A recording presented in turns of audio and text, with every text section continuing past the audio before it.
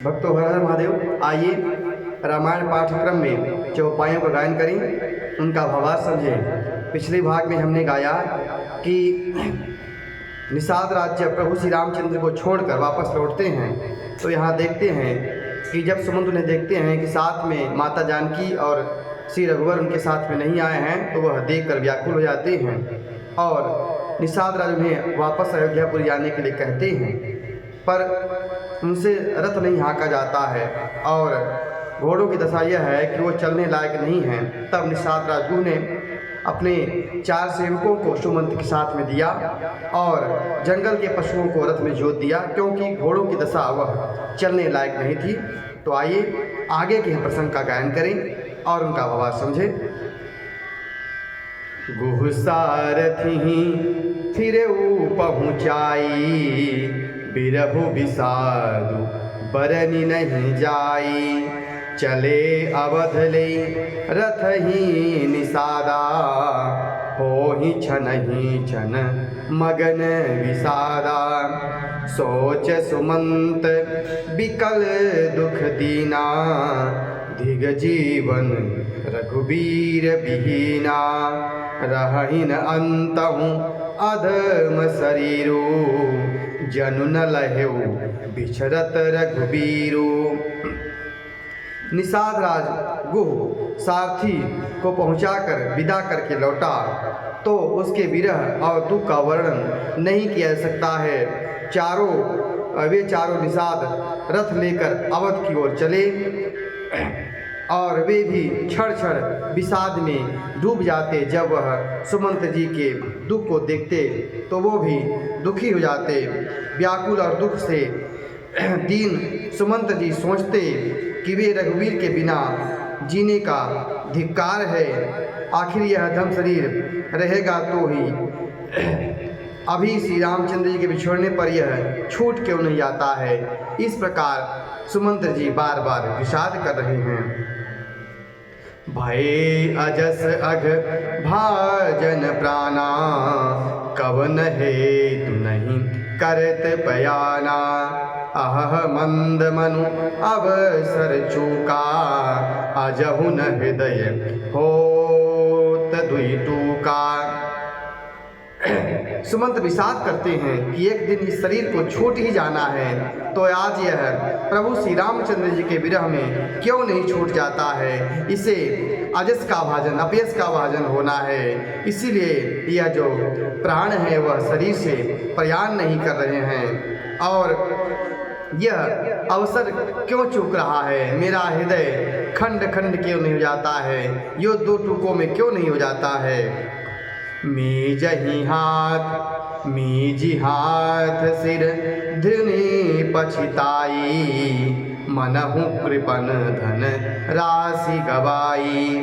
बिरिधि बाधि बर वीरु कहाई, चेलेउ समर जनु सुभट पराई। मंत्री सुमंत्र जी पछताते हैं और सिर धुनते हैं। इस प्रकार से पछता रहे हैं जैसे कोई व्यवसायी, जैसे कोई बणिक अपनी मूल पूंजी को भी गंवा दिया हो। और वे इस प्रकार चले मानो कोई बड़ा योद्धा वीर का बाना पहनकर और उत्तम शीर कहाने वाला योद्धा वीर कहाने वाला योद्धा युद्ध से भाग कर चला हो। विप्र विवेकी वेद विधि सम्मत साधु सुजाति, जिमि धोखे मदपान कर सजीव सोचते ही भांति। जैसे कोई विवेकशील धर्मात्मा, वेद का ज्ञाता, साधु सम्मत आचरण करने वाला उत्तम जाति का कुलीन धोखे से मदिरा पान कर ले, तो वह पछतावे के सिवा उसके हाथ में कुछ नहीं रहता। उसी प्रकार से मंत्री सुमंत्र बार बार पछता रहे हैं। जिम कुलीन तिय साधु सयानी, पति देवता करम मम बानी। रहे करम बस परिहरि नाहु, सजीव हृदय तिम दारुण दाहु। जैसे उत्तम कुल वाली, साधु स्वभाव वाली, समझदार और मन कर्म से पति को ही अपना देवता मानने वाली, देवता जानने वाली स्त्री भाग्य बस पति को छोड़कर पति से अलग रहना पड़े और उसको पति से अलग रहने पर जैसा संताप होता है उसी प्रकार का कष्ट मंत्री सुमंत को हो रहा है। लोचन सजल जीत भई थोरी, सुनई न श्रवण विकल मति भोरी। सूख ही अधर लागी मुँह लाटी, जीव न जाय उर अवधि कपाटी। उनके नेत्रों में जल भरा हुआ है, दृष्टि मंद हो रही है, कानों में सुनाई नहीं पड़ता, व्याकुल हुई ओंठ सूख रहे हैं, मुंह में लाठी पड़ गई है, प्राण मृत्यु के सारे लक्षण आ गए हैं, लेकिन उनके शरीर से प्राण नहीं निकल रहे हैं। विवरण भयौन जाई निहारी, मारे सिमर मनो पिता महतारी। हानि गलानी विपुल मन व्यापी, जमपुर पंच सोच जिनि पापी। सुमंत्र जी के मुख का रंग बदल गया है, जो देखा नहीं जाता है। ऐसा मालूम होता है कि मानो इन्होंने अपने माता पिता को मार डाला हो और उनके मन में राम वियोग रूपी हानि की महान गलानी छा रही है। जैसे कोई पापी पुरुष नरक को जाता हुआ रास्ते में सोच रहा हो, ऐसे सुमंत्र जी अयोध्या जाते समय रास्ते में सोच मग्न हैं। बचनन आव हृदय पछिताई, अवध काह मैं देखब जाई। राम रहित रथ देखहिया जोई, सकुचहि मोहि बिलोकत जोई। और उनके मन में उनके मुख में कोई वचन नहीं आ रहा है और छाती में अनेक प्रकार का पछतावा है और वह सोच रहे हैं कि मैं अयोध्या जाकर क्या करूंगा। श्री रामचंद्र जी से शून्य जब कोई रथ देखेगा तो मुझे देखकर भी संकोच लगेगा। धाई पूछी हई मोहि जब, बिकल नगर नर नारी। उतर देव मैं सबहि तब, हृदय बज्जु बैठारी। जब गांव के नगर नारी स्त्री पुरुष जब दौड़ कर आएंगे और रथ को खाली देखेंगे और मुझसे पूछेंगे तो हे विधाता, मैं अपने हृदय पर वज्र बैठाकर कैसे उन्हें उत्तर दूंगा। पूछी हई दीन दुखित सब माता, कहब काब मैं तिनहि विधाता। पूछी हई जब ही लखन महतारी, कही हूँ कवन संदेश सुखारी।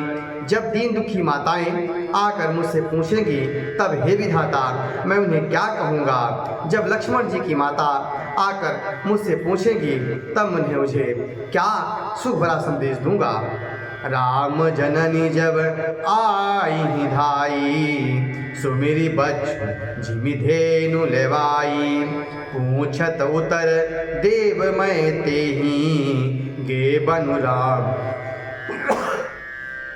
लखन भय देहि। जब श्री राम जी की माता आकर दौड़ती हुई आएंगी, जैसे कोई अपने बछड़े को देखकर गाय दौड़ी हुई चली आती है, इस प्रकार जब उनकी माता आएंगी तब उन्हें मैं क्या उत्तर दूंगा कि राम और लक्ष्मण वन को चले गए। जोई पूछहि तहि उतरु देवा, जाई अवध अब यह सुख लेवा। पूछहि जबहि राओ दुख दीना, जीवन जासु राम आ रघुनाथ यदीना। जो जो पूछेंगे उन सभी को मैं उत्तर दूंगा।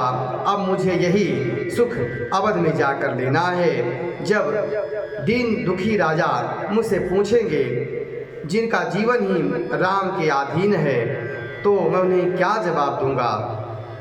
देहं उतर कौन मुँह लाई, आयहु कुशल कुंवर पहुँचाई। सुनत लखन सिय राम संदेशो, त्रिमि जिमि तनु परि हरिहि नरेशो। अब मैं कौन सा मुँह लेकर जाऊं और उन्हें कैसा जवाब दूंगा? उन्हें क्या कहूँगा कि मैंने आपको, आपके कुंवर को, आपके बालकों को कुशल पूर्वक जंगल में पहुँचा आया। और जैसे ही वह राम लखन सीता के इस तरह के संदेश को सुनेंगे तो वह निश्चित ही अपने प्राण को त्याग देंगे। हृदय न बिदरेउ पंकजिमि बिछुरत प्रीतम नीरु, जानत हो मोहि दीन विधि यह जातना शरीर। प्रियतम रूपी जल के विरह बिछुड़ते ही मेरा हृदय कीचड़ की तरह फट नहीं गया। इससे मैं जानता हूँ कि विधाता ने मुझे यह यातना ही दिया है कि इस तरह का मुझे सबके प्रश्नों का जवाब देना पड़ेगा। इस प्रकार से मंत्र सुमंत्र अयोध्यापुरी जाते हुए रास्ते में विभिन्न प्रकार से विलाप करते हैं और सोचते हैं कि वह किस प्रकार से जाकर और किनके उत्तर देंगे। आज की कथा यहीं तक। कथा अच्छी लगी हो तो YouTube चैनल को सब्सक्राइब करें, शेयर करें। जय श्री राम कमेंट जरूर करें। अगले भाग में हम यह प्रसंग का गायन करेंगे कि सुमंत अयोध्यानाथ दशरथ जी के पास पहुंचते हैं और उन्हें संदेश सुनाते हैं। हर हर